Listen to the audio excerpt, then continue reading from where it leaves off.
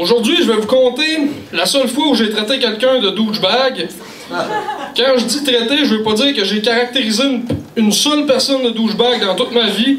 Mais à ma connaissance, ça m'est arrivé seulement une fois de traiter quelqu'un de douchebag dans sa face. Le gars avait l'air confus. Il rejetait mon commentaire en me disant « Regarde-moi, moi je suis douchebag. » quelque chose de même. Fait que pour votre information, sa réaction me confortait dans mon idée que c'était effectivement un vrai douchebag. Je suis allé chercher la définition dans le Wikictionnaire. Ça, c'est un... C'est-tu bien ça, le Wikictionnaire, ou c'est de mon cru, ça? C'est ça, ok, merci. Parce que, ok, parfait. Je l'avais mis entre guillemets, là, mais c'est bon.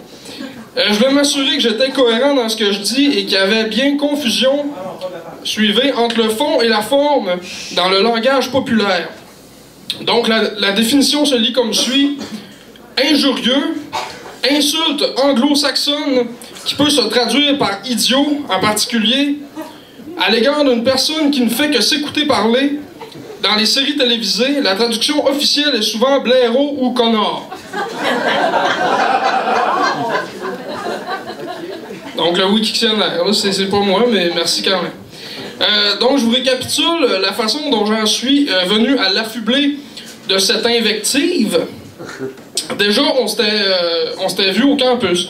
Donc, l'environnement était propice aux belles rencontres.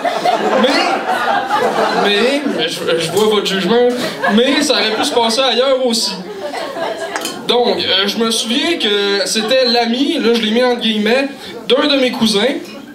Je l'avais rencontré lors d'une fête précédemment. Je m'étais donc mis dans l'idée d'aller le saluer et lui spécifier le lien d'apparenté. Donc, rapidement, j'ai regretté ma décision. À force de propos peu fondés, à force d'opinions peu éclairées, et à force de commentaires misogynes. Y en a-tu qui font encore ça en 2016 ou... Non, je sais pas. Ok, misogyne, c'est bon. Je vous rappelle qu'on se connaissait pratiquement pas. Misogyne, en passant, c'est des propos sexistes et déplacés. Merci. Merci. Je pense que j'ai vraiment pété ma coche quand il a dénigré les gars qui étaient bien chill dans le coin et qui semblaient apprécier le gym et les tatous. J'étais frappé par l'ineptie de la chose, un gars qui sort clairement du Moyen-Âge et qui juge au physique. L'injure n'était quand même pas sortie à ce moment-là. Elle est sortie quand il a parlé de mon cousin qui reprenait sa vie en main et qui venait de faire un bon coup. Je vous rappelle qu'il s'agissait d'un de ses amis, entre guillemets, et qu'il me disait à moi, qui se trouve à être somme toute un étranger pour lui, que mon cousin était un esti de privilégié et qui méritait pas sa chance. Je pense que vous vous souvenez de la définition que je vous ai donnée, c'est-à-dire qu'un douchebag est une personne qui ne fait que s'écouter parler. Je rajoute qu'il n'est donc pas conscient du contexte dans lequel il propose ses dires.